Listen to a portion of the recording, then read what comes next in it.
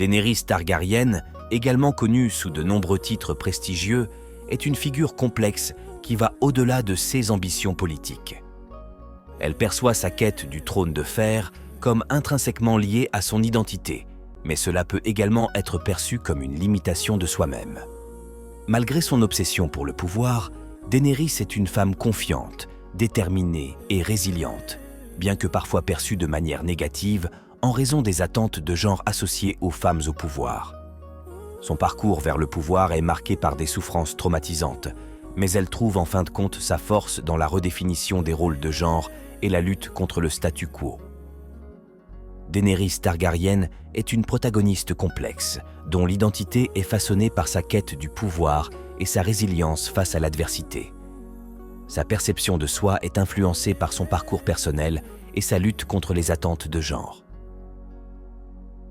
Dès le début, le sentiment de soi de Daenerys est relationnel. Ses débuts sont caractérisés par l'objectification, la dégradation et la soumission forcée. Son frère, Viserys Targaryen, a joué un rôle essentiel en instillant et en renforçant des messages nocifs sur les rôles de genre traditionnels, qui normalisaient le comportement masculin envers l'agression, la misogynie et les agressions sexuelles. Il vend Daenerys comme une poulinière au chef Dothraki, Khal Drogo, en échange d'une armée de 40 000 hommes qu'il prévoit d'utiliser dans son invasion de Westeros. Daenerys résiste sans succès à Drogo lors de leur nuit de noces et endure une relation sexuelle violente et non consentie avec lui comme prévu dans son devoir d'épouse. Dorea, une ancienne fille de plaisir de Lys, encourage Daenerys à élargir son esprit. Elle partage avec elle des enseignements sur la mythologie, la langue native et une forme de connexion esprit-corps charnelle. En conséquence, Daenerys apprend à utiliser sa sexualité, l'outil unique dont elle dispose à ce stade, pour gagner le statut d'égal aux yeux de son nouveau mari. Son renversement des rôles et sa découverte du plaisir avec Drogo sont nuancés et portent indéniablement des messages problématiques sur le viol. Inverser le script de la dominance est mieux justifié par des résultats ultérieurs impliquant moins de douleur, plus de choix, un pouvoir égal. Échapper à la subjugation en prenant le dessus est une représentation parfaite de son récit auto-écrit qui avance.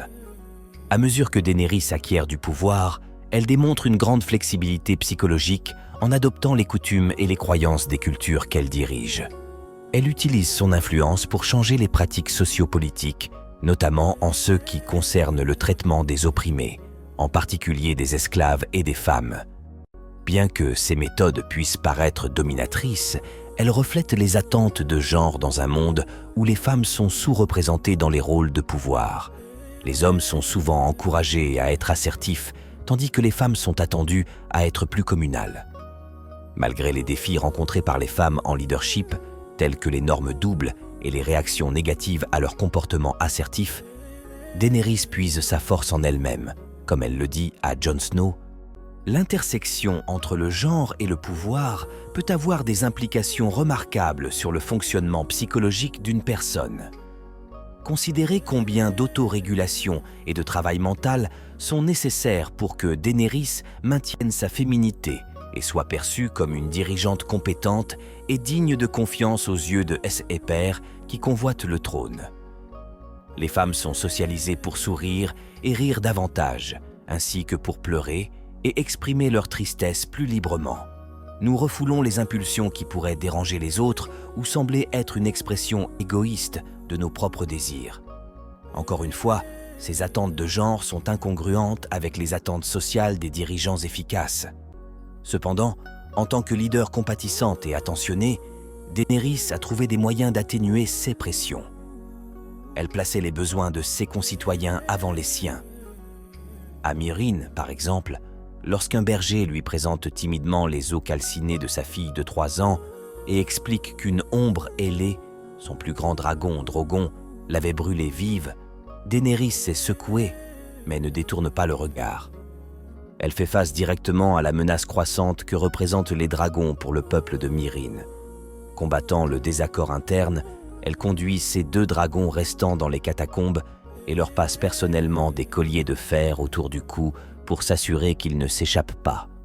Plutôt que de nier son émotivité ou de protéger toute douceur de son caractère, elle embrasse sa vulnérabilité et permet à celle-ci de guider sa prise de décision. Daenerys a subi d'innombrables épreuves de toutes sortes, et non seulement elle les a survécues, mais elle a trouvé des moyens de transformer son impuissance en humanitarisme.